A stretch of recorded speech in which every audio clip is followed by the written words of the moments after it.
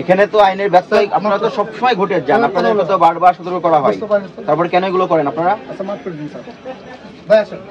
প্রথমে কি করলেন? তেলের বাজারে তেলের সংকট তৈরি করলেন, তারপরে তেলের মূল্য বৃদ্ধি করলেন, যেটা নির্ধারণ করলেন তার থেকেও বেশি মূল্যে বিক্রি করতেন।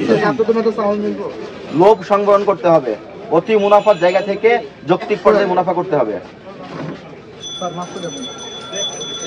তো সাজা আছে, জরিমানা আছে 50,000 টাকা, আপনাকে তো 40,000 টাকা সুযোগ দেওয়া হলো।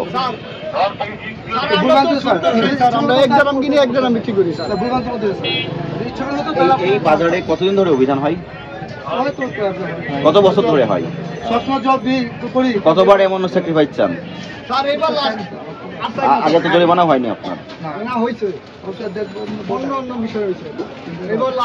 প্রত্যেকটা বিষয়